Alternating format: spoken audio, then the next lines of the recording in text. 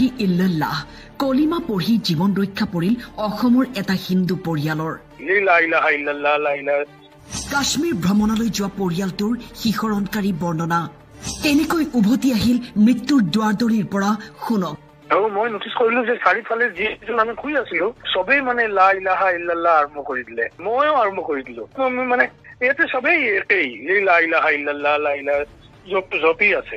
মানুহটো ঘূৰি আহিলে, মোৰ ল'ৰাই দেখিলে, মইতো নটিচ কৰা নাই, মোক সুধিলে কি কি কিয়া বল ৰহে হো কিয়া বল ৰহে হো কিয়া বল ৰহে হো। মই মানে মইতো আৰু তেতিয়া টনটো একদম ডাউন হৈ গ'ল। কিয় মই বলি আছো লা ইলাহা ইল্লাল্লাহ। এই সময়ত মোৰ মানে মোক গান পইণ্টত ৰাখিছিলে, পইণ্টত ৰাখি সুধিছিলে। বুকুত বন্দুক থৈ সন্ত্ৰাসবাদীয়ে সুধিছিল মুখৰ ভিতৰত কি ভুৰ ভুৰাই আছ। ভয় কম্পনত উত্তৰ দিলে লা ইলাহি ইল্লাল্লাহ মুহাম্মাদুৰ ৰাসূলুল্লাহ। লা ইলাহা ইল্লাল্লাহ লা ইলাহা। তাৰ পিছত পতি পত্নীৰ সৈতে জীৱন বচাই আহিল শিলচৰৰ হিন্দু পৰিয়ালটোৱে ক'লে কেনেকৈ গুলীৰ শব্দ শুনিছিল আৰু সেই শব্দ শুনাৰ পিছত এজোপা গছৰ তলত শুই পৰিছিল। অসম বিশ্ববিদ্যালয়ৰ বাংলা বিভাগৰ অধ্যাপক দেৱাশিষ ভট্টাচাৰ্য পত্নী পুত্ৰৰ সৈতে পাহালগামৰ পাহাৰীয়া অঞ্চলতেই সৌন্দৰ্য উপভোগ কৰি আছিল সেই সময়ত, আৰু সন্ত্ৰাসবাদীৰ ধাৰাবাহিক গুলীচালনা আৰম্ভ হৈছিল। অসমৰ পৰা কাশ্মীৰলৈ যোৱা পৰিয়ালটোৱে কৈ গ'ল কেনেদৰে তেওঁলোকে জীৱন বচাই আজি সুৰক্ষিতভাৱে উভতি আহিল সেই ঠাইৰ পৰা। মই মোৰ মিছেছ মোৰ ল'ৰা আমি তিনিজন আহিলো। হয়, তাতো পেহেলগাঁৱৰ পৰা ঘোঁৰালৈ যাব লাগে। তাত 15 মিনিটৰ মাজত এই প্ৰক্ৰিয়াটো আৰম্ভ হৈ গ'ল। প্ৰথমতে আমি গমেই পোৱা নাই, মোৰ এটা গুলিৰ শব্দ শুনিলো। লোকাল এটা হেৰি আছিলে, ফটোগ্ৰাফাৰ মোৰ ওচৰত আছিলে। মই সুধিলো কিয় হোৱা, তো ফটোগ্ৰাফাৰজনে ক'লে নাই এই মাজে মাজে পৰা বান্দৰ চান্দৰ নামি আহে, তেতিয়া এই ফৰেষ্টৰ মানুহে আহি এইটো হেৰি খেদি দিবৰ কাৰণে ব্লেংকিং কৰে। তাৰপিছত তেনেকুৱা আৰু এটা শব্দ মাত্ৰ আৰম্ভ হ'ল, এটা দুটা।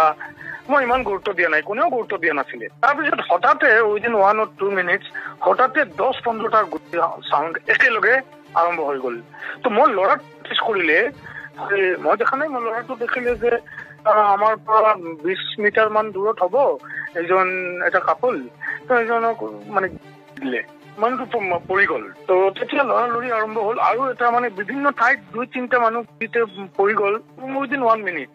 তো আমি তেতিয়া লৰালৰিকে এটা গছ আছিলে, গছৰ তলত আমি সেইজন আহি শুই পৰিলো। মোৰ মিছেছ লাহে আহি ইয়াতে শুলে। কিন্তু তেতিয়া এটা মানুহ আমাৰ পালে দিলে, টেৰৰিষ্ট মানুহটো কিবা এটা ক'লে, গুলিয়াই দিলে। আৰু মই নটিচ কৰিলো যে চাৰিফালে যিজন আমি শুই আছিলো চবেই মানে লা ইলাহা ইল্লাল্লাহ আৰম্ভ কৰি দিলে, ময়ো আৰম্ভ কৰি দিলো।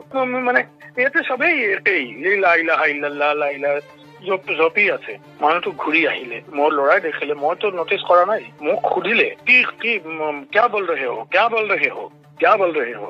মই মানে মইতো আৰু তেতিয়া টনটো একদম ডাউন হৈ গ'ল। কিয় মই বলি আছো লা ইলাহা ইল্লাল্লাহ। এই সময়ত মোৰ মানে মোক গান পইণ্টত ৰাখিছিলে, পইণ্টত ৰাখি সুধিছিলে।